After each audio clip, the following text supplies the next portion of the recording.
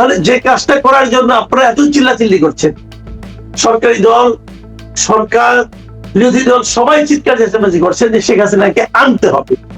এখন যখন উনি নিজে বলছেন আমি যাব, তখন তারা বলছে না আনা যাবে না, না এভাবে আনা যাবে না, ওভাবে আনতে হবে, সেভাবে আনতে হবে, না আসতে দেওয়া যাবে না। কেউ দেখলাম যে আসলে পরে নাকি তাকে এয়ারপোর্টেই তাকে দেখে অনেক কিছু করে ফেলাবে তারা। এগুলি কেন? তারাও কিন্তু ভাবে হ্যাঁ তাই তো, তাহলে ওনারা কি তাহলে ভারতে পারপাস সার্ভ করতেছে এই ইন্টারভিউর মাধ্যমে? এটাও হতে পারে।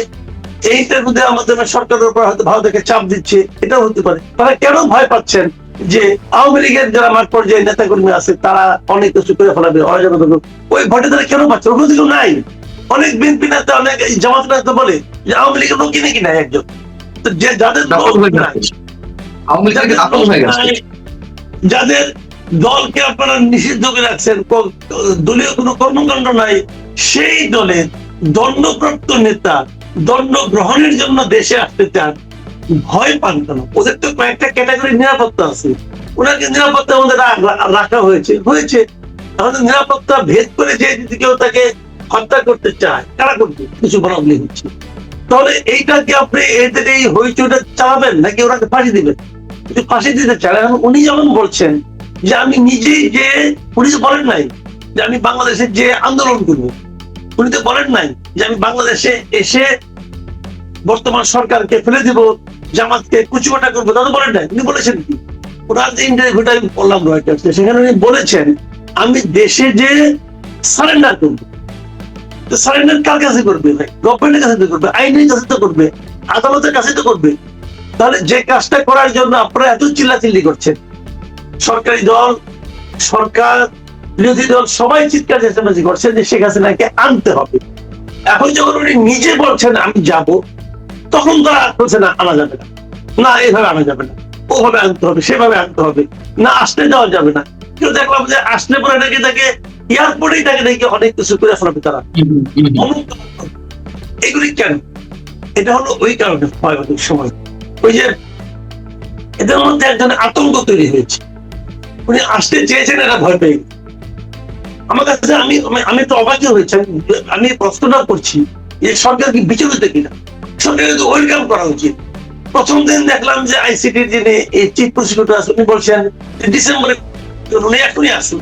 শুনে আমি খুশি হয়েছি যে ভালো, উনি চান যে আসেন। কালকে দেখলাম বললো না এইভাবে আসতে পারবেন না, সরকারের মাধ্যমে আসতে হবে।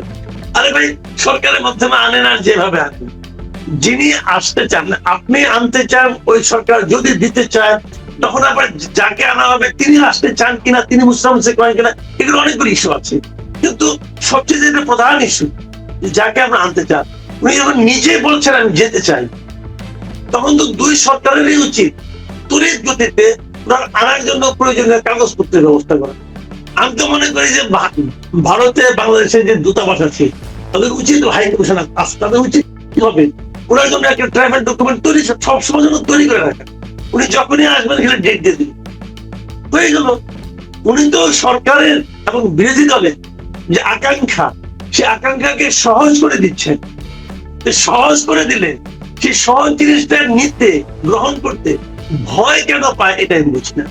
এবং তাদের এই লাফালাফি দেখে আমি একটু হতাশ হয়েছি। হতাশ হয়েছে এই কারণে যে এই লোকগুলি যাদেরকে আমরা ক্ষমতায় বসিয়েছি এবং যারা নিজেরা ক্ষমতায় বসতে চেয়েছিলেন এবং ভেবেছিলেন তারাই বসবেন, এরা যে এত দুর্বল, এটা ভাই আমার চিন্তার মধ্যে ছিল না, সত্যি কথা বলতে। মানে দেখেন 213টা আসন পেয়েছে বিএনপি, 77টাই ধরে আনি, কারণ ওই যেগুলি এনসিপি পেয়েছে ওগুলো তো জামাতেরই ভোট। 77টা আসন পেয়েছে জামাত এবং এনসিপি মিলে। এই যে এত শক্তি থাকলে এত শক্তি আসা করতে গেলে জনগণের ভোটেই তো। তাহলে যে জনগণ তাদেরকে ভোট দিয়েছে বলে তারা মনে করেন, সেই জনগণের মধ্যে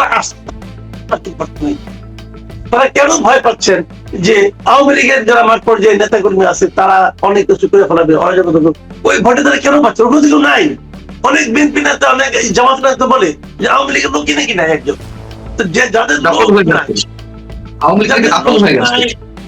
যাদের দলকে আপনারা নিষিদ্ধ করে রাখছেন, দলীয় কোনো কর্মকাণ্ড নাই, সেই দলের দণ্ডপ্রাপ্ত নেতা দণ্ড গ্রহণের জন্য দেশে আসতে চান, ভয় পান কেন? ভাই আমি এটা বুঝি না। আমি ওনাদের উপর একটু হতাশই হয়েছি, তাহলে কি ওনারা আসলে অতটা শক্তিশালী নন? তাহলে কি ওনারা কেবলই ফাঁপানো বেলুন? আমি জানি না। মানে তাহলে এগুলো কি সব শো অফ, যে শেখ হাসিনার বিচার চাওয়ার জন্য মাঠ গরম করা হয়, তাকে ফাঁসি দিতে হবে, মৃত্যুদণ্ড দিতে হবে, তার গ্রহণযোগ্যতা শেষ। এই যে আমরা দেখলাম যে এনসিপির পক্ষ থেকে গতকালও বিচার দাবি করা হলো, তো বিচার দাবি করছে, আসতে দেওয়া হচ্ছে না, মাঝখানে ফারাকটি আসলে কোথায়? আর আপনি বলছেন যে দুই সরকারেরই উদ্যোগ গ্রহণ করতে হবে, ভারত সরকার এবং বাংলাদেশ সরকার, তাকে ফিরিয়ে আনার জন্য। এবং তিনি যখন নিজেই বলেছেন, শেখ হাসিনা নিজেই বলেছেন যে আমি আত্মসমর্পণ করতে চাই, সেখানে ভারত সরকারের কি করা আছে? এখানে ভারত তাকে ছেড়ে দিবে, আপনি যান, এটাই তো আর কিছু না। উনি তো ভারত বলেনি যে আমি আটকে রাখছি। ভারত তাকে কিভাবে রেখেছে, তার স্ট্যাটাসটা কি, এটা কিন্তু আমরা কেউ জানি না। ভারত সরকার কিন্তু একবারের জন্য বলেনি যে তাকে তারা কিভাবে রেখেছে। তাকে কি তারা বন্দি করে রেখেছে? তাকে কি গৃহবন্দী করা হয়েছে? সে কি ওনাদের অতিথি? উনি কি ওনাদের অতিথি হলে কোন ধরনের অতিথি? মুক্ত অতিথি নাকি গুপ্ত অতিথি? এগুলি কিন্তু কোনোটাই ক্লিয়ার না। ক্লিয়ার না এই কারণে, গত 2 বছরে তার তো একটাও ছবি আমরা দেখিনি। কেউ দেখেছে? কোন মিডিয়া দেখেছে? দেখেন, যে কয়টা ইন্টারভিউ তার হয়েছে, একটা ইমেলের মাধ্যমে হয়েছে, আর একটা টেলিফোনের মাধ্যমে হয়েছে। উনি যদি অতিথি হিসাবে মুক্তই থাকেন, তাহলে তো রয়টার্স এর সাংবাদিক যে ওনার সাথে সরাসরি ইন্টারভিউ নিত, সেই ইন্টারভিউতে আমরা ছবি দেখতাম, রয়টার্স এর ছবি দিত, ছবি দেখাতো। তো তা তো তারা কেউ করেনি। তার মানে কোন বাইরের সাংবাদিকের কাছেও কিন্তু ওনার মানে আপনার অ্যাকশন মিলিত হওয়ার মতো কোনো বিষয় নাই। নাই কেন? এই বাধাটা কি শেখ হাসিনা নিজে দিয়েছেন, নাকি এটা ভারত সরকার দিয়েছেন? এটা তো আমরা জানি না। তবে উনি 8-10 জন অতিথির মতো যে নন, সেটা কিন্তু আমরা বুঝতে পারি। আর তো অন্তপক্ষে রয়টারের সাংবাদিক যেতে পারতেন, ওনাকে তো টেলিফোনে ইন্টারভিউ নিতে হচ্ছে কেন? তার মানে উনি কাউকে দেখা দিচ্ছে না। কেন দেখা দিচ্ছেন না? উনি কি আসলে সুস্থ না? উনি কি অসুস্থ? ওনার কি চেহারা খারাপ হয়ে গেছে? ওনার সঙ্গে মনে করেন ভারত সরকার, ভারতের মধ্যে ওনাকে কে মারবে? ভারত তো নিজে থেকে আটকে রাখছে। আচ্ছা, ভারতের প্রধানমন্ত্রী কোথায় থাকেন? এটা কি লোকে করা যায় না? লোকে করে না। ওদের তো কয়েকটা ক্যাটাগরি নিরাপত্তা আছে, ওনাকে নিরাপত্তার মধ্যে রাখা হয়েছে। তাহলে নিরাপত্তা ভেদ করে যে যদি কেউ তাকে হত্যা করতে চায়, কারা করবে? কারা? এগুলি বুঝলেন, এগুলি আসলে ওনারা একটা যুক্তি বানাচ্ছেন। আমি এই যুক্তিগুলিকে খুব একটা গ্রহণ করি না। বাট আমি মনে করি এটা ভারতের উচিত যে বলে দেওয়া যে তার স্ট্যাটাসটা কি। ঠিক অতিথি সে প্রকাশ্যে যেতে পারছে? কোথায় যেতে পারছে? ওনার সঙ্গে অনেকে বলে যোগাযোগ হচ্ছে, ওনার সঙ্গে দেখা করতে পারছে। এই স্ট্যাটাস গুলো কেন ভারত বলে না? বলা উচিত মনে। পাকিস্তানে অবস্থানরত আমাদের বাংলাদেশে একজন বাংলাদেশের ভদ্রলোক আছেন, মাসওয়াত আহসান। উনি একটা কথা বলেছেন যে রয়টার্স, এএফপি, এই সমস্ত আন্তর্জাতিক মিডিয়ায় যখন বাংলাদেশ সংক্রান্ত কোন নিউজ বের হয়, তখন উনি প্রথমে দেখেন এটা লিখেছে কি, মানে সাংবাদিকটা কি। সংবাদ মাধ্যমটা দেখার পর উনি দেখেন সাংবাদিকটা কি। সাংবাদিকটা যদি কোন রকম হিন্দু ধর্মাবলম্বী কেউ হয়, যদি বোঝা যায় যে উনি ভারতের বংশজাত, ভারতের এখান থেকে অরিজিন ভারত, যেরকম উনি দেখেন, তাহলে ওটা কোনো অতটা গুরুত্ব দেন না। আর যদি দেখেন ওয়েস্টার্ন কান্ট্রি কোনো সাংবাদিক করেছেন, তাহলে ওটাকে উনি গুরুত্ব দেন। এটা উনি বলেছেন। এখন ওনার কথা না আমি আলোচনা করছি না। বাট আমার কথা হলো যে এই কথাটা যদি যারা বলছে, এটা তো 5 জন লোক দেখছে, দেখার পর তাদের মধ্যেও কিন্তু এর একটা প্রতিক্রিয়া হয়। তারাও কিন্তু ভাবে, হ্যাঁ তাই তো, তাহলে ওনারা কি তাহলে ভারতের পারপাস সার্ভ করতেছে এই ইন্টারভিউর মাধ্যমে? এটাও হতে পারে। এই ইন্টারভিউ দেওয়ার মাধ্যমে সরকারের উপর হয়তো ভারতকে চাপ দিচ্ছে, এটাও হতে পারে। অথবা ভারত সরকারও তো শেখ হাসিনাকে বলতে পারে যে আপনি এই ধরনের কথা বললে পরে সরকার একটু পাজলড হবে, পাজলড হলে পরে তারা যে মানে আমাদের কথা, আমাদের যে স্বার্থটা, সেটা হয়তো আমরা পেয়ে যাবো, অথবা আমরা বার্গেন করতে পারবো। হতে পারে। আবার কোনো কিছুই নাও হতে পারে। কারণ বিষয়টা তো আমি আপনি কনফার্ম হয়ে বলতে পারছি না। আমরা একটা ইন্টারভিউ দেখছি, আমরা একটা কমেন্ট দেখছি, আরেকজনের একটা বক্তব্য দেখছি, এবং তার সঙ্গে মেলানোর চেষ্টা করছি। কাজেই আমরা তো ক্ষুদ্র মানুষ, আমাদের মাথাতে বুদ্ধি কম, কাজে আমরা বেশি মেলাতে পারি না। কিছুদিন যাওয়ার পর আমরা টায়ার্ড হয়ে যাই, তখন আমরা দর্শকের উপরে ছেড়ে দিই যে দর্শক মিলিয়ে নি। আমি মাসুদ কেমন এতটুকু বুঝলাম, আপনি পান্না অতটুকু বুঝলেন, মাসওয়াত আহসান কি বলছেন এটাও শুনলেন, আবার রয়টার্স কি বললো এটাও শুনলেন। আবার দেশে এটার প্রতিক্রিয়া কি হচ্ছে এটাও দেখছেন।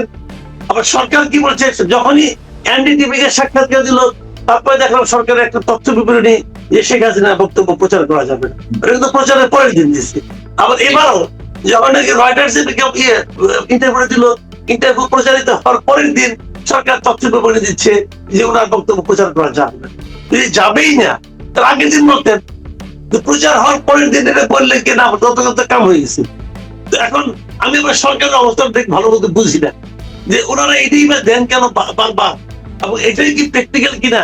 আপনি যদি বাংলাদেশের পত্রিকা প্রচার করতে দিলেন না, বাংলাদেশে আজকাল তো লোক অনলাইনে পত্রিকা পড়ে, বাংলাদেশের প্রথম আলো, ডেইলি স্টার অথবা যুগান্তর, সমকাল, ইত্তেফাক, মানবজীবন, এরা কেউ হয়তো সরকারের আদেশ, সরকার মানে আদালতের আদেশের প্রতি শ্রদ্ধাশীল হয়ে তারা শেখ হাসিনা সংক্রান্ত রয়টারের এই নিউজের আদ্যপান্ত অথবা কোনো কিছু একটা অংশ বিশেষ কিছুই প্রচার করলো না, করলো না। কিন্তু এদেশের মানুষ কি জানতে বাকি আছে যে কি বলছে, তারা এটা কোথায় পড়ছে? তারা তো এটা পড়ছে রয়টার্সে। রয়টার কি এখানে অ্যাভেলেবল না? আচ্ছা, রয়টার্সে ইংরেজি পড়তে পারি না। রয়টার্সের এই লেখাটি 134টা গণমাধ্যমে হুবহু পাবলিশ হয়েছে, রয়টার্সের রেফারেন্স দিয়ে। রেফারেন্স দিয়েছে, তাহলে সেগুলি হচ্ছে না। আচ্ছা ঠিক আছে, আমি ইংরেজি পড়তে পারি না। বাংলায় কি ভারতের পত্রিকা আনন্দবাজারে প্রচারিত হয়নি, ভারতের আজকাল পত্রিকা প্রচারিত হয়নি, এবং সেগুলো কি আমার দর্শককে ওটা কেনার জন্য কলকাতায় যেতে হয়? এখন মোবাইলে টিপ দিলেই পায়। তাহলে তারা কি করবে? তারা তো বাংলাদেশের পত্রিকা পড়বে না, বাংলাদেশের মিডিয়াগুলো দেখবে না। তারা প্রকৃত খবর জানার জন্য ভারতের মিডিয়ার প্রতি নির্ভরশীল হয়ে যাবে, বিদেশি মিডিয়ার প্রতি নির্ভরশীল হয়ে যাবে। তাহলে এই ইন্টারনেটে যখন দেখবে, ইন্টারনেট তো বিজ্ঞাপন যায় প্রচুর, যখন বিজ্ঞাপন দেখবে যে সবাই গেলে ভারতের মিডিয়া দেখছে অথবা বাইরের মিডিয়া দেখছে, তখন তো তারা বাংলাদেশের মিডিয়ায় তারা বিজ্ঞাপনও পাবে না। বিজ্ঞাপন না পেলে বাংলাদেশের মিডিয়াগুলি আরো মরার দশায় যাবে। তাহলে সরকারের সিদ্ধান্তটা, এটা তো বাংলাদেশের যে মিডিয়াগুলি আছে তাদের বিপরীতে যাচ্ছে। তারা তো বিদেশি মিডিয়াকে এনকারেজ করতেছে, বিদেশি মিডিয়ার অর্থ প্রাপ্তির ক্ষেত্রে সহায়তা করতেছে, দেশীয় মিডিয়াকে মেরে ফেলার চেষ্টা করতেছে। সরকারের এই ধরনের আচরণই বা কেমন? সরকার কি তাহলে বিদেশি মিডিয়ার জন্য কাজ করতেছে আমাদের মিডিয়াকে বাদ দিয়ে? এটা কিন্তু একটা প্রশ্ন। আমাদের তথ্য মন্ত্রণালয় কি আমাদের মিডিয়ার জন্য একটা প্রতিবন্ধকতা এবং বৈরী অবস্থা তৈরি করার জন্য বসে আছে? ভাই বুঝি না এগুলো। না, এইগুলো করে কোনো লাভ হয়? আওয়ামী লীগ সরকারের সময় তো আজকে যিনি প্রধানমন্ত্রী তারেক রহমান, যিনি নির্বাসনে ছিলেন, তার বক্তব্য প্রচারেও নিষেধাজ্ঞা দিয়েছিল। তো তারেক রহমান তো প্রতিদিন 2-3টা করে ভিডিও কনফারেন্সে যুক্ত হয়ে বিএনপি নেতা কর্মীদের সঙ্গে বৈঠক করতেন। তার সেই বৈঠকের খবর আবার ফলাও করে গণমাধ্যমগুলোতে আসতো। এই ধরনের নিষেধাজ্ঞা দিয়ে, এই ধরনের তথ্য বিবরণী দিয়ে সরকার কি আসলে নিজের দুর্বলতা প্রকাশ করছে না সবসময়? সেটা আওয়ামী লীগ সরকার হোক আর বিএনপি সরকার হোক। অবশ্যই করছি। এগুলো জানেন কি, আমরা একটা পরিবর্তনের আশায় একটা আন্দোলন করেছি, অনেক এখানে স্যাক্রিফাইস ছিল সবারই। কিন্তু সেই পরিবর্তন আমরা যে দেখলাম, খুব দুঃখের সঙ্গে লক্ষ্য করছি, কোনো পরিবর্তন হয় নাই। আমি এই সরকারে যারা আছেন তাদেরকে বলছি, ভাই আপনারা কোনো পরিবর্তন করতে পারেননি। যে কোনো একটা বিষয় আপনি যে কোনো একটা পাবলিককে জিজ্ঞাসা করেন যে আওয়ামী লীগ আমলে এই ব্যাপারে কেমন ছিল, দেখেন তারা কি বলে, একই কথা বলি। এটাও তো সত্য কথা। আওয়ামী লীগের 15.5 বছরে বিএনপি তেমন কোনো আন্দোলন করতে পারেনি। সেটি সরকারি দলের বিভিন্ন শৃঙ্খলা, আইন শৃঙ্খলা রক্ষাকারী বাহিনী হোক বা ক্যাডার বাহিনী হোক, তারা করতে দেয়নি, বাধা দিয়েছে। আবার বিএনপিও যে সত্য কথা, সেভাবে নেতৃত্ব দিতে পারেনি আন্দোলনে। সেই জায়গা থেকে তো একটা কথা উঠেছিল যে বিএনপি কে আসলে টিকিয়ে রেখেছে আওয়ামী লীগ। মানে সকাল হলেই আওয়ামী লীগের নেতা কর্মীদের যেভাবে সভা সমাবেশে বক্তব্য শুরু করতো, মানে 365 দিন গেছে তাদের বিএনপির বিরুদ্ধে বিষোদ্গার করে, বিএনপি ওইভাবে আলোচনায় ছিল। যাই হোক, এখন আমার প্রশ্ন হচ্ছে যে আসলে সামনে কি হতে পারে? শেখ হাসিনা যদি সত্যি ফেরেন যে কোনো ভাবে, তাতে কি আসলেই খুব বিশাল কিছু হয়ে যাবে, কিয়ামত ঘটে যাবে? মানে এত ভয় পাচ্ছে কেন সরকার বা অন্য দল যারা রয়েছে? তাদের দুর্বলতাটা কোথায় আমি জানি না, ভয় পাচ্ছে কিনা তাদের নিজেরা স্বীকার করে না তাদের ভয় পাচ্ছে। তারা তো মনে করে যেন কোনো সমস্যা হবে না। তো সমস্যা হবে না তো এই সমস্ত উল্টাপাল্টা কাজ করেন কেন? আর আরেকটা জিনিস হলো যে শেখ হাসিনা আসলেই দেশে অনেক কিছু হবে, আমি তা মনে করি না। শেখ হাসিনা আসলে যেটা হবে, আওয়ামী লীগের নেতা কর্মীদের মধ্যে এক ধরনের উদ্দীপনা তৈরি হবে, এক ধরনের মানে আপনি কি বলবো এটাকে, এনার্জি হয়তো বা আসবে, এটা ঠিক। কিন্তু সেই এনার্জিটা বেশিক্ষণ থাকবে না। এই কারণে এনার্জি আসতে পারে 2 দিন 3 দিন, তারপরে তারা সবাই ঝিমায় যাবে। আমরা কিন্তু ভেবেছিলাম যখন নাকি খালেদা জিয়াকে জেলখানায় নিয়ে যাওয়া হলো, তখন অনেকে বলেছিল যে জেলখানায় নিতেই পারবে না। তারপরে বলেছিলেন যে নিলেও গভর্নমেন্ট টিকতে পারবে, রাখতে পারবে না। সবই তো হয়েছে ভাই। বিশাল লোক তার গাড়ির সঙ্গে গেছে, প্রায় 2 কিলোমিটার 3 কিলোমিটার লোক তার গাড়ির সঙ্গে গেছে, জেলখানায় ঢুকে দিয়েছে। এই যে করছে, আর তো কিছু করে নাই। তারা কি জেল ভাঙতে গেছে? ভাঙতে যায় না। আদালত ভাঙতে গেছে? তাও যায় নাই। তো ওই লোকগুলো হাইডে হাইডে চলে আসছে, তারা গেছে। এইগুলি বাংলাদেশের পলিটিক্স এরকমই হয়। এখানে কেউ কারোর জন্য জীবন দিয়ে দেয় না, যেগুলি জীবন যায় একটু হুজুগে যায়। এবং শেখ হাসিনার ক্ষেত্রে আমার ধারণা তাই হবে, একটু বেশি কিছু হবে না। কারণ আওয়ামী লীগ যদি অতটাই সিরিয়াস হইতো, আপনি একটা কথা ভাবেন না। কারণ 23শে জুন আওয়ামী লীগের প্রতিষ্ঠা বার্ষিকী ছিল, তারা প্রতিষ্ঠা বার্ষিকী একটা ঘোষণা দিল। দেওয়ার পর সরকার বিরাট ব্যবস্থা নিল, শ্বাস রব দিল, 6টা জেলায় আর্মি নামাই দিল, অমুক করলো তমুক করলো। আমরা সমালোচনা করলাম, কেন আর্মি নামাইলেন? আচ্ছা, 6 জেলার আর্মি নামাইছে, উপজেলার পর্যায়ে আর্মি ছিল, অন্যান্য জেলাগুলিতে আর্মি ছিল। কোথাও কোনো মিছিল মিটিং হয়েছে? হয় নাই তো। সরকার যদি এই ব্যবস্থা না নিত তাও হইতো না।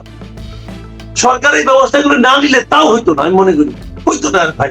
হইতো না এই কারণে আওয়ামী লীগের মধ্যে যারা নাকি নেতা কর্মী সারা দেশে আছে, তারা মাঝে মাঝে ক্ষিপ্ত হয়ে যায়, মাঝে মাঝে উত্তেজিত হয়, কিন্তু তারা সংগঠিত ভাবে উত্তেজিত হয় না।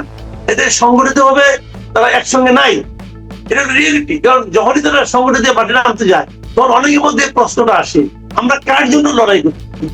দলের জন্য নাকি কতিপয় নেতার জন্য? এবং এই নেতাগুলি কোন নেতা? যে নেতাগুলি আমাদেরকে বিপদের মুখে ফেলে নিজেদের লুটকৃত টাকা পয়সা নিয়ে বিদেশ চলে গেছে। তারা সবাই লুটপাট করে গেছে দেশ থেকে ভাই। এবং এই টাকা দিয়ে তারা ওখানে না খেয়ে থাকে, তাহলে তো খাওয়াইকে শেখ হাসিনাকে না ইন্ডিয়ান গভর্নমেন্ট খাওয়ায়, অন্য সমস্ত মন্ত্রী আছে কে খাওয়ায়? ইন্ডিয়ান গভর্নমেন্ট খাওয়াইতো না। বিদেশে মাটিতে থাকতে টাকা লাগে না, এই টাকা আসে থেকে। তারা প্রচুর এমন লুটপাট করে তারা গেছে এখান থেকে, তাদের টাকা। যেমন নানক ধরেন, নানক বাহাউদ্দিন নাসির, এদের তো রাজকীয় জীবনযাপন আমি শুনেছি। তো এদের এই টাকা আসে থেকে। এবং যদি তাদেরকে আবার নেতা বানাইতে হয়, কিন্তু ওবায়দুল কাদেরকে এসে আবার নেতা বানাইতে হয়, তাহলে দেশের মানুষ, সাধারণ মানুষ কেন মাঠে নামবে? মাঠে নামবে না তো। শেখ হাসিনা কি একবার বলেছে আমি ওই নেতৃত্বের কারণে আমার আজকে এই দুরবস্থা? শেখ হাসিনার গ্রহণযোগ্যতা আছে, ওবায়দুল কাদের কি আছে? বাহাউদ্দিন নাসিমের আছে, নানকের আছে, জাহিদ কবির নানকের ওই গ্রহণযোগ্যতা আছে দেশে? নাই। অথচ নেত্রীর কাছে তারাই সবচেয়ে প্রিয় লোক। তো তারা যদি বলে যে আমার নেতৃত্বে তার ওদের নিয়ে আছে, তাহলে তার জন্য আমরা কোনো মাঠে নামবো না। যখন শেখ হাসিনা তাকে একটু দেখার জন্য যাবে, তবে দেখবো সবাই ঘুমিয়ে পড়ছে। দাদা একটি লাইভ টক শোতে নেত্রী কোন পথে আসবেন সে বিষয়ে কথা বলেছিলেন। এইটা নিয়ে আবার বিভিন্ন গ্রুপ বিভিন্নভাবে বলছিলেন যে এটা দাদার নিজস্ব কথা বা আমরাও স্বীকার করি এটা দাদার নিজস্ব অভিমত। দাদা হয়তো বুঝাতে চেয়েছেন বিমানে আসতে না দিলে কোন পথে আসবেন, কোন পথে না আসতে কোন পথে আসবে সেটা। চলুন সবগুলোই ভেঙে আজকে আবার দাদার সাথে কথা বলি। নমস্কার দাদা, আপনি কেমন আছেন? মোটামুটি আছি আর কি। আপনারা আমাকে ব্যস্ত রেখেছেন খুবই। তো দাদা, আপনি গতকাল বলেছিলেন যে শেখ হাসিনা পদ্মা সেতুর উপর দিয়ে আসতে চাচ্ছেন, এটা আমাদের নেত্রী বলেছিলেন।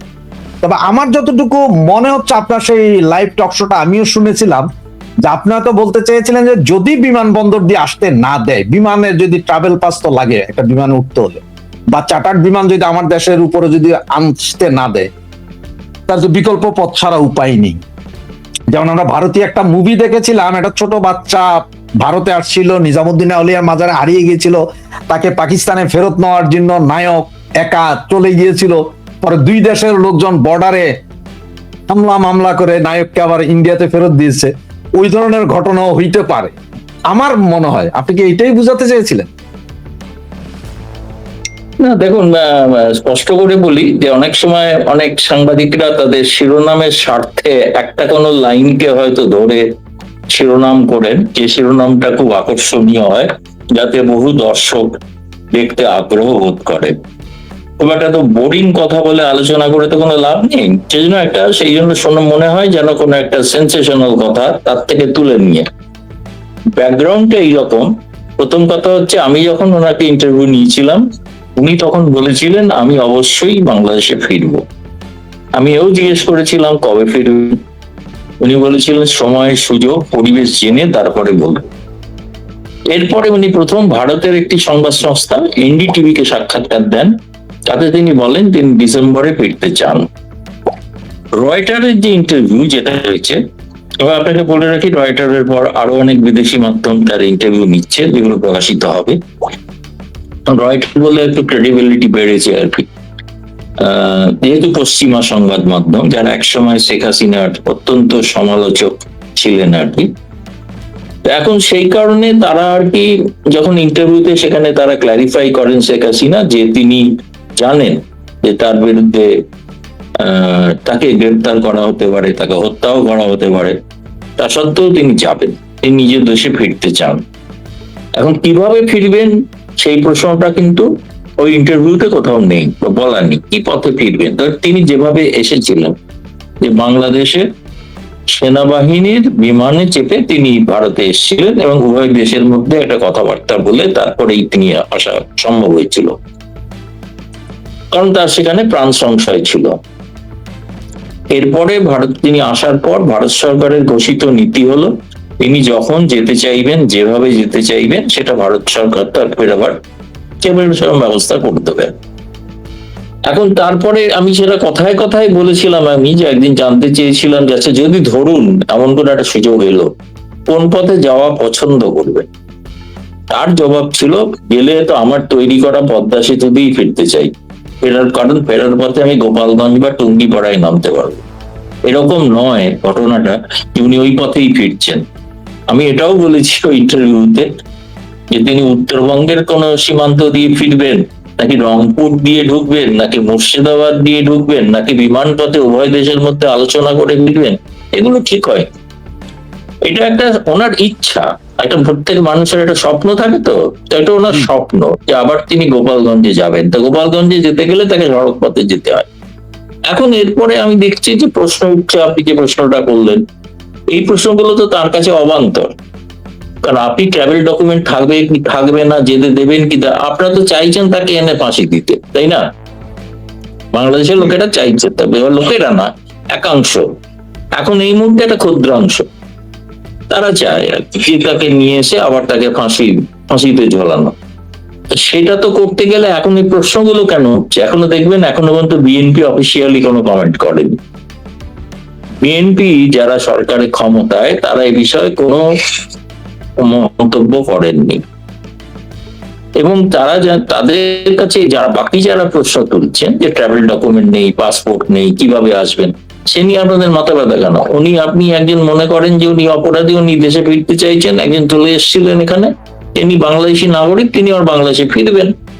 তো তিনি চলে এসেছিলেন, যদি চলে এসে থাকেন অন্যায়ভাবে, তাহলে ফিরে যাওয়ার পর তার স্বাভাবিক বিচার হওয়া দরকার।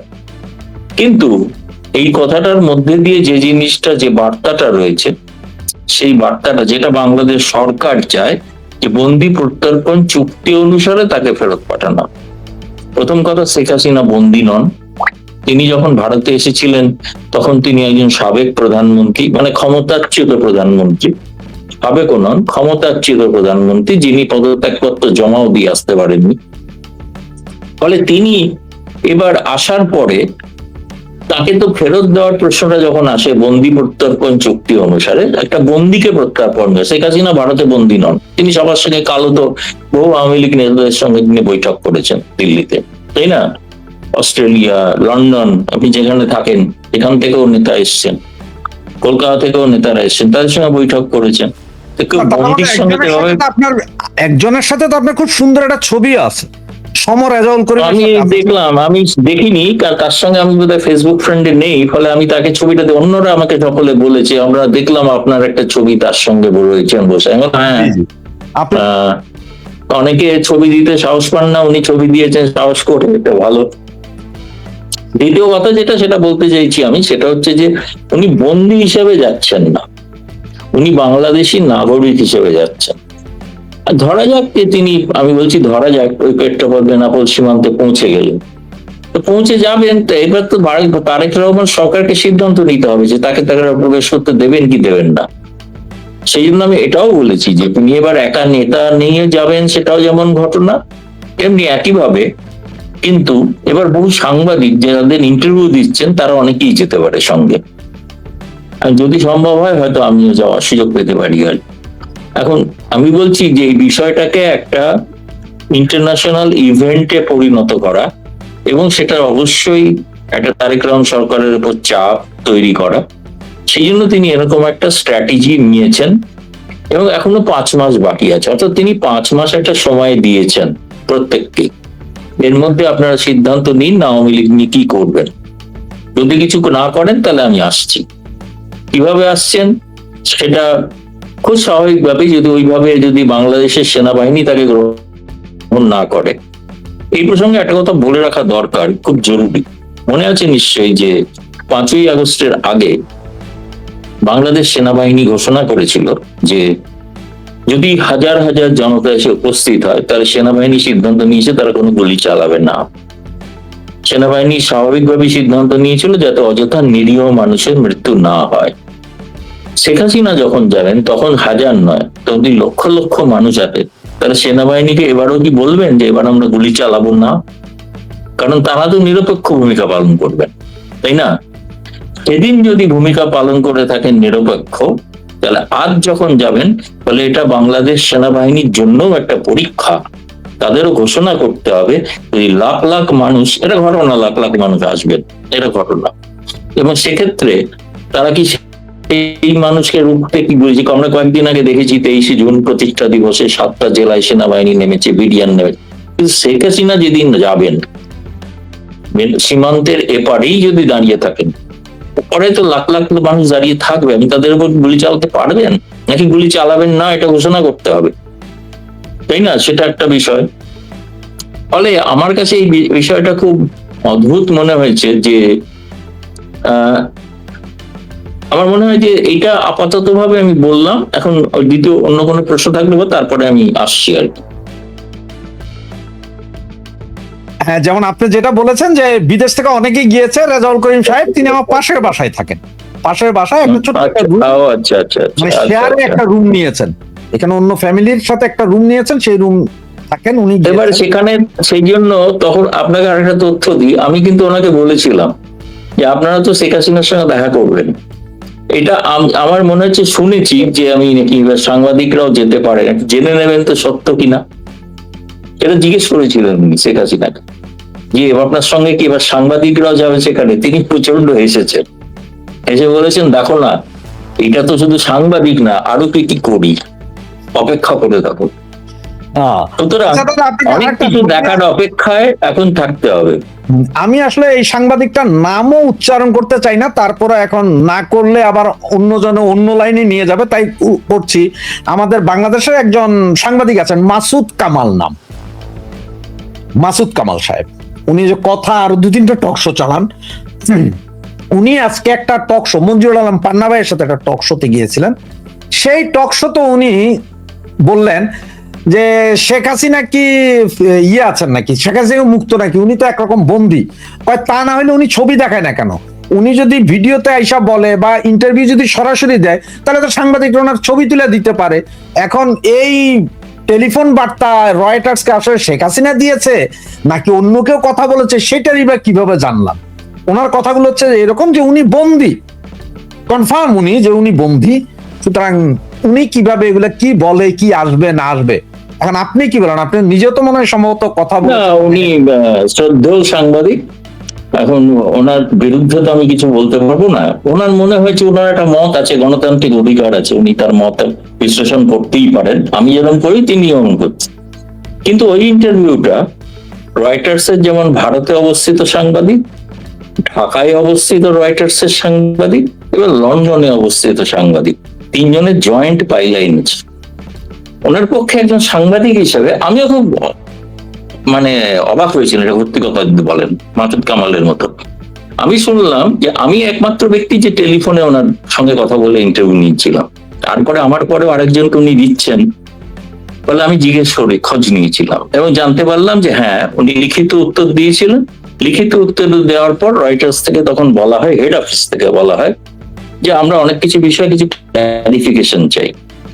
সেই ক্লারিফিকেশন দেওয়ার জন্য উনি টেলিফোনে কথা বলেছেন এবং টেলিফোনে আমার মনে হয় মাসুদ কামাল সাহেবের পক্ষে খুব ভালো হবে যদি তিনি ঢাকার রয়টার্স এর যে সাংবাদিক তাকে, যদিও সে একটা ফেসবুক পোস্ট লিখেছে, আমি ইন্টারভিউ নিইনি, অন্য একটা আমার কলিগ নিয়েছে, কিন্তু ওই কপিটাই দেখবেন যে নিচে 3টে নাম আছে। ফলে তাদের কোনো একজনকে যদি মাসুদ কামাল জিজ্ঞেস করেন, এখন উনি বলেছেন কি বলেননি, শুনুন, সবচেয়ে আগে যিনি কন্ট্রাডিক্ট করতে পারেন, যিনি বিরোধিতা করতে পারেন, তার নাম শেখ হাসিনা। আমার নামে মিথ্যা ইন্টারভিউ ছাপা হচ্ছে, তাই না? আমি যদি কালকে তারেক রহমানের একটা ইন্টারভিউ ছেপে দিই না নিয়ে, তাহলে তারেক রহমান প্রতিবাদ করবেন না যে এরকম আমি ইন্টারভিউ দিইনি অমুক কাউকে? তো সেমনি শেখ হাসিনাও প্রতিবাদ করতে পারেন যে আমি কেন কাউকে ইন্টারভিউ দিইনি। এখন উনি সেই রকম একটা শুনেছি আমি, কারুর সঙ্গে উনি ফোনে কথা বলে মানে ক্লারিফিকেশন দিচ্ছেন, লিখিত প্রশ্ন লিখিত উত্তর ক্লারিফিকেশনটা ফোনে, তার সঙ্গে ফোনে কথা বলছেন। অপেক্ষা করতে বলুন, ধীরে ধীরে ভিডিও দেখতে পাবেন। ভিডিও কেন, উনি যদি ঢাকায় প্রবেশের চেষ্টা করেন তাহলে তো মাসুদ কামালের চোখের অনেক কষ্ট লাঘব হবে, তিনি তো সচক্ষে দেখতে পাবেন ওনাকে, তাই না? সেটা আমরা তো আমি তো তাই মনে করি যে শেখ হাসিনা কোনো নাটক করছেন, ড্রামাবাজি করছেন সেরকম মহিলা না। বিশ্বের প্রথম মহিলা প্রধানমন্ত্রী, যিনি সব থেকে বেশি সময় প্রধানমন্ত্রী, তাকে আপনাদের দেশ একটা ফাঁসির আদেশ শুনিয়েছে, তাও একটা ক্যাঙ্গারু কোর্ট। সেটা লজ্জা করে না আপনারা সেটা বলেন? একটা মহিলাকে ফাঁসি দেবেন? কোথায় থাকে আপনাদের মানবাধিকার নিয়ে কথা বলার কোনো অধিকার আছে? কোনো অধিকার নেই। আপনারা তো অমানবিক মানুষ, একটা মহিলাকে ফাঁসি দেবেন বলছেন, কি ধরনের নোংরামি এটা? দ্বিতীয় কথা হচ্ছে, আপনি যে আইসিটি ট্রাইব্যুনালের কথাতেই যদি আসেন, যার ভিত্তিতে ফাঁসি, ওটাকে বিচার হয়েছে? যে হত্যা হয়েছে, যে মারা গেছে, তার ডেড বডি ফরেন্সিক হয়েছে? ফরেন্সিক রিপোর্ট ছাড়া কি করে প্রমাণিত হলো? যে গুলি তার শরীরে পাওয়া গেছে, সেই গুলিটা কোন বুলেটের, কোন বুলেট কোনো হয়েছে? এবং ইউনুস কি করেছিলেন জানেন? মনে নেই? তিনি আইন পাশ করিয়েছিলেন যে আগস্টে যারা মারা গিয়েছে, তাদের জুলাইয়ে মারা গিয়েছিলেন, তাদের কোনো পোস্টমর্টেম হবে না। ভেবে দেখুন, একটা প্রকৃত হত্যাকাণ্ডকে ধামাচাপা দেওয়ার জন্য আইন পাশ করাতে হয়েছিল, আর তার চেয়ে বাংলাদেশের এই বুদ্ধিজীবীরা সেগুলো নিয়ে বড়াই করেন। ঠিক, তার সহকর্মী জেলে পড়ছেন, তার পরিবারের কাছে তিনি খবর নিয়েছেন? ছেড়ে দিন শেখ হাসিনার কথা, শেখ হাসিনা মেনে নিলাম স্বৈরাচারীকে অত্যাচার করেছেন, আপনার সতীর্থ যার সঙ্গে আপনি কাজ করেছেন সে জেলে, তার পরিবার কিভাবে আছে আপনি খোঁজ নিয়েছেন? আপনি তো সাংবাদিক হওয়ার যোগ্যতাই নেই আপনার। আপনি সতীর্থ সাংবাদিকের পাশে যদি একজন সাংবাদিক না দাঁড়াতে পারে, সে তো সাংবাদিকই নয়। যে দলেরই, যে মতেরই, যে পথেরই প্রতীক হোক, সাংবাদিকের পরিচয় সাংবাদিক। সে তার একটা মত থাকতেই পারে, যে মতের সঙ্গে আপনি দ্বিমত পোষণ করতে পারেন, সেটা অন্য বিষয়। নিশ্চয়ই আপনার গণতান্ত্রিক হয়েছে, যেমন আমার সঙ্গে দ্বিমত পোষণ করেছে, আমি আপনার সঙ্গে দ্বিমত পোষণ করতে পারি। কিন্তু আমি যদি কোথাও কোনো সাংবাদিকতার কারণে আমি যদি বেকায়দায় পড়ি বা কোনো, তা থেকে আপনি কি আমার পাশে দাঁড়াবেন না? এটাই আমার মিনিমাম একটা কাম্য, আর কিচ্ছু না। এটা প্রমাণ করে প্রকৃত মানবাধিকার আছে কি নেই, প্রকৃত মানবাধিকারকে সম্মান করেন কি করেন না, এটা তার প্রমাণ। বলুন দাদা, একটা ভিডিও দেখাচ্ছি আপনাকে, এটা আজকে সকাল থেকে খুব এই ভিডিওটা অ্যাকচুয়ালি পশ্চিমবঙ্গের নির্বাচনের আগে এবং পশ্চিমবঙ্গে নির্বাচন হয়ে যাওয়ার পর তিনি একজন নির্বাচিত মুখ্যমন্ত্রী। ফলে মুখ্যমন্ত্রী কোনো বিদেশ নীতি বা পররাষ্ট্র নীতি নিয়ে সিদ্ধান্ত নিতে পারেন না। তিনি রাজনৈতিক নেতা হিসেবে তখন হয়তো বলেছেন। এটা ভারত সরকার কিন্তু এমন কোনো নীতি ঘোষণা করেনি যে শেখ হাসিনাকে ডিসেম্বরের মধ্যে আমরা ফিরিয়ে দিচ্ছি, কারণ তিনি তো শাসক ভারতীয় জনতা পার্টির মুখ্যমন্ত্রী। এটা তার, আমাকে ধরে নিতে হবে যে এটা তার ব্যক্তিগত মত, এটা ভারত সরকারের মত নয়। কারণ শেখ হাসিনা, অনেকে প্রশ্ন করেছেন আমাকে, শেখ হাসিনা যেগুলো বলছে সেগুলো কি ভারত সরকারের কোনো মদত আছে? তারা চেয়েছেন, ভারত সরকারের এর মধ্যে কোথাও নেই। তিনি বাংলাদেশের মতো মানে সাংবাদিকদের, বাংলাদেশের যে সাংবাদিকদের উপর বর্তমানে যে সেন্সরশিপ চালু আছে, কারণ সবাই সব কথা লিখতে পারবে না, সরকার ঘোষণা করে দেন যে শেখ হাসিনা নিয়ে কিছু বলা যাবে না, তা সত্ত্বেও লিখছেন বাংলাদেশের মিডিয়া, তাদেরকে আমার স্যালুট এই কারণে যে তারা কায়দা করে লিখছেন এবং সেটা ভালো। আসল কথাটা লিখতে গিয়ে অন্য কিছু লিখছেন, সেটা ঠিক আছে, সেটা মেনে নেওয়া যায়। কিন্তু তিনি বা তার এই যে যেভাবে সেটা, এই যে মানে আমি যে কথাটা বলতে চাইছিলাম, যেভাবে বলছেন, সেটা তো এক সেকেন্ড, জি হ্যাঁ সিনহা সাহেব, একটা প্রোগ্রামে আছি, আমি আসছি নিচে। হ্যাঁ হ্যাঁ, তো যেটা বলছিলাম যে একটু খেয়ে হারিয়ে গেছে কথা। আপনি যে ভিডিওটার কথা বললেন, আমি বলছি এটা ওনার ব্যক্তিগত মত, এটা এর সঙ্গে ভারত সরকারের কোনো সম্পর্ক নেই। না, ওটা সরকার না, মানে আমি বলতে চাচ্ছিলাম যে উনি একসময় আমাদের নেত্রীকে বলেছিলেন যে আপনি কলকাতায় এসে থাকেন, আপনি একবার ঘুরে যান কলকাতায়। এটা তো ঘটনা। দেখুন, ভারতের ওই যেটা বলছিলাম যে ভারতে তো সাংবাদিকদের উপর কোনো সেন্সরশিপ নেই না। এখানে সবাই সাংবাদিক, কাউকে তো বলা যায় না যে তুমি অমুকটা করবে না, তমুকটা করবে, যেটা বাংলাদেশ পারে, তাই না? ওখানে তো নাকি মুক্ত বাতাস সাংবাদিকতা, এমনই বাতাস যে সরকার ঠিক করে দেয় কি লিখবে কি লিখবেন না। সেটা তো হতে পারে না, সেটা ভারতে নয়। ভারতে সাংবাদিকরা ফ্রি। ভারতের সাংবাদিকদের যদি বলা হয় আপনি নেবেন না ইন্টারভিউ, সেই সাংবাদিক রাস্তায় নেমে প্রতিবাদ নিয়ে পড়বে যে আপনি কে বলার আমি কার ইন্টারভিউ নেবো কি নেবো না, আপনি কে। দ্বিতীয় কথা হচ্ছে যেটা বলছিলেন, উনি যেটা বলেছিলেন তখন রাজনৈতিক নেতা হিসেবে এরকম ঘটনা, যেটা বাংলাদেশের মানুষও সকলে জানেন, বেশিরভাগ মানুষ জানেন যে ভারতীয়দের 80% তারা আওয়ামী লীগকে পছন্দ করে।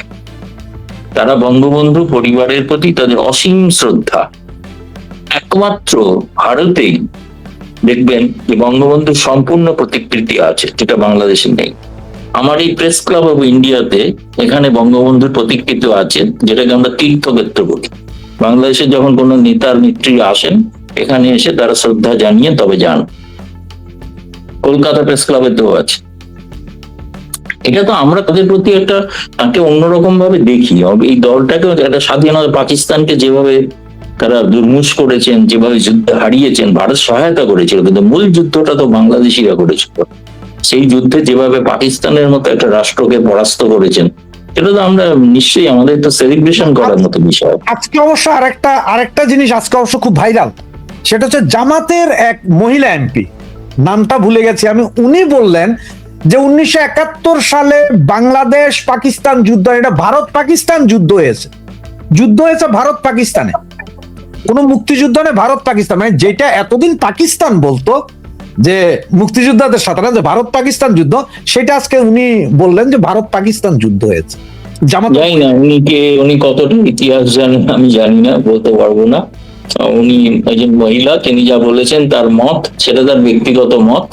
এটা যদি তিনি বিশ্বাস করে তো করুন, কিন্তু স্বাভাবিক, আপনি জামায়াত নেত্রীর কাছ থেকে আর কি আশা করেন? আপনি আশা করেন যে মুক্তিযুদ্ধের পক্ষে কথা বলবে সে?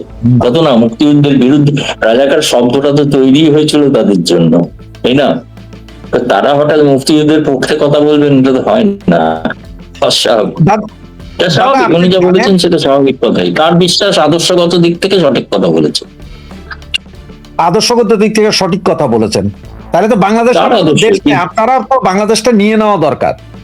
যুদ্ধ তো পাকিস্তান ভারত হলে তাহলে তো বাংলাদেশ আপনাদের, বাংলাদেশ আসবে থেকে। সে নিজের দেশের মানুষকে স্বাধীনতা যোদ্ধাদের অপমান করছে, তিনি সেই স্বাধীনতা যোদ্ধাদের অপমান করছে। আর কি বলতে পারি বলুন? শুভবুদ্ধির উদয় হোক। উনি 2-3 বার হজ করে আসলে হয়তো ওনার শুভবুদ্ধি উদয় হবে।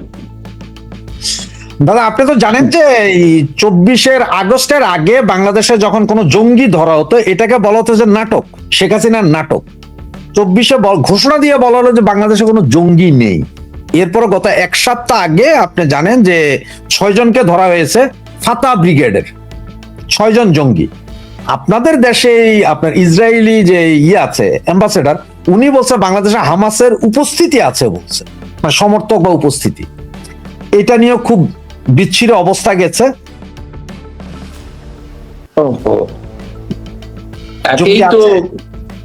একেই তো হামের মতো একটা রোগে, অতি সাধারণ রোগে শিশুরা মারা যাচ্ছেন।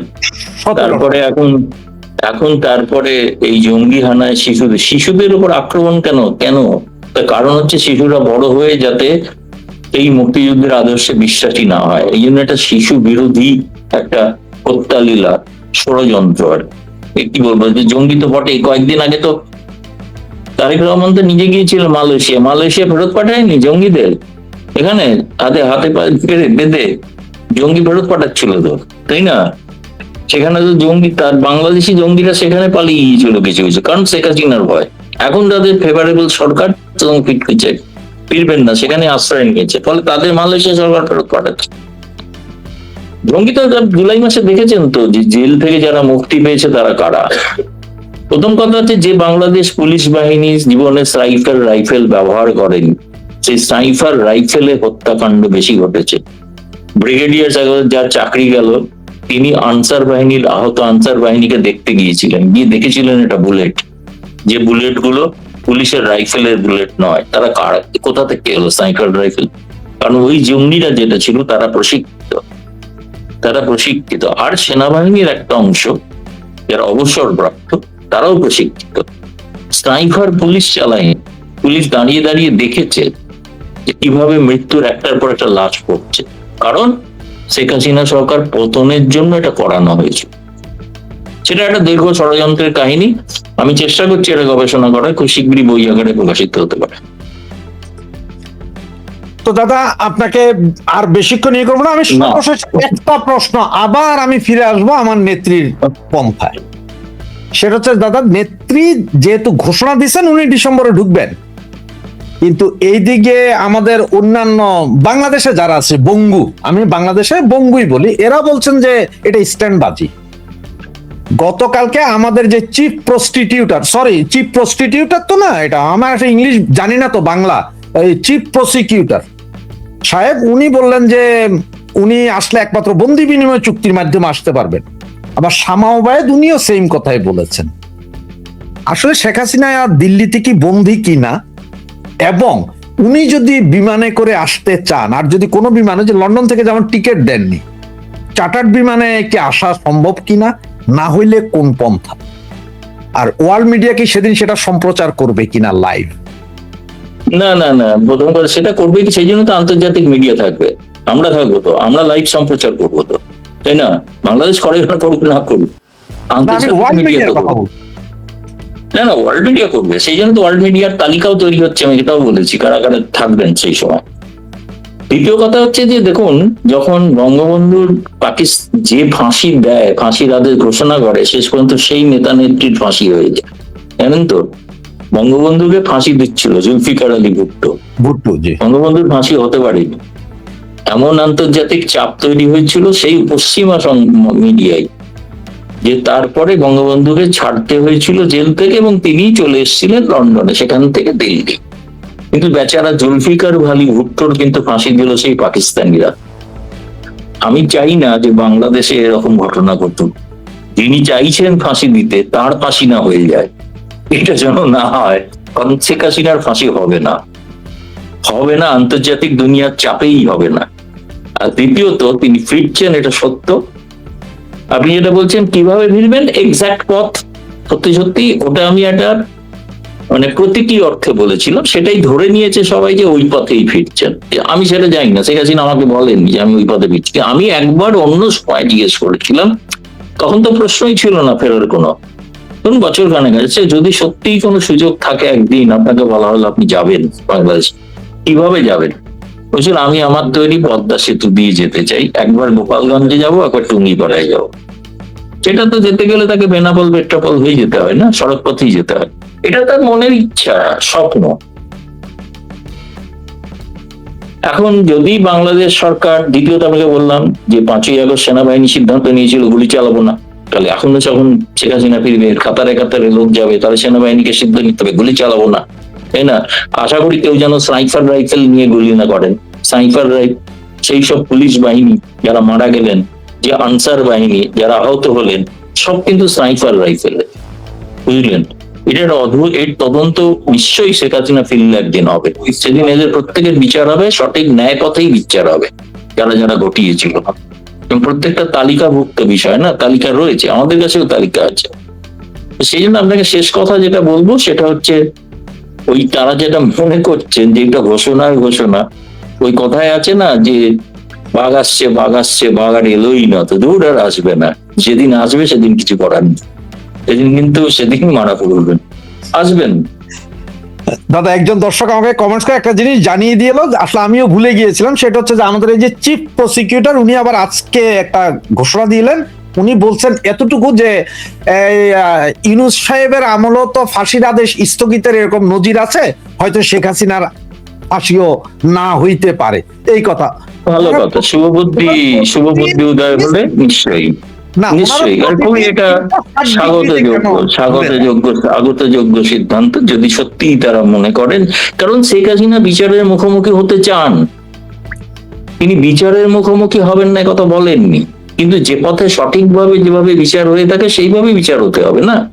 আপনি বিচারক, প্রসিকিউটর, যে উকিল, যিনি বিরোধী পক্ষের উকিল, সবাই এক দলের যদি হয়, এ কোনো বিচার হয়? একেই তো ক্যাঙ্গারু কোর্ট বলে, তাই না? আপনি সঠিক পথে দেখুন না কোন একটা বিচার করে, তাতে যদি প্রকৃতপক্ষে ওনার দোষ প্রমাণিত হয়। আর মার্ডার কেস মানে ক্রিমিনাল কেসে মার্ডার প্রমাণ করতে পারলে অবশ্যই তার শাস্তি হতে পারে, কিন্তু সেটা হোক, দেখা যাক সেটা আছে কিনা, হচ্ছে কিনা। ধন্যবাদ। দাদা, আপনি একটা মিনিট আমাদের সাথে থাকেন, আমার কয়েকটা মনের কথা আছে যেটা আমি 30 সেকেন্ডে শেষ করছি। সেটা তো দাদা, আমার যেটা ইচ্ছা সেটা হচ্ছে যে আমার নেত্রী বিমানে আসলে হয়তো আমরা অনেকেই দেখতে পারবো না, কারণ এমনও হতে পারে যে বিমানবন্দর থেকে ওনাকে স্পেশাল কর্ডন দিয়ে নিয়ে চলে যেতে পারে সেনাবাহিনী বা অন্য কেউ। আমারও ইচ্ছা যে উনি পেট্রাপোল দিয়ে ঢুকুক, দুই পাশে জয় বাংলার স্লোগান হবে, 700-800 নেতা কর্মী নিয়ে উনি একসাথে ঢুকবে বীর দর্পে, লক্ষ লক্ষ লোক আমরা ফুল নিয়ে দাঁড়িয়ে থাকবো, শুধু ফুলের শুভেচ্ছা দিব। এটা আমার ইচ্ছা যে উনি বীর দর্পে ওয়ার্ল্ড মিডিয়া দেখুক যে বাংলাদেশের মতো 5 থেকে 7 কোটি জনগণ আছে ওনার সাথে। এটা আমারও আসলে ইচ্ছা। ধন্যবাদ। আমি চাইবো যে আপনার ইচ্ছা পূরণ হোক। ধন্যবাদ। এতক্ষণ আপনারা ছিলেন আমাদের সাথে, দাদা আমাদেরকে সময় বের করে দিয়েছেন, ওনাকে আমরা ছেড়ে দিচ্ছি এখন। আগামী সপ্তাহে আবার দেখা হবে। প্রতিদিনই ঘুরছে আমাদের দেশের রাজনীতি, 360 ডিগ্রি অ্যাঙ্গেলে ঘুরে যাচ্ছে, কথা বলা যাবে আবার। তো ততদিন পর্যন্ত আপনাদের সকলকে শুভরাত্রি।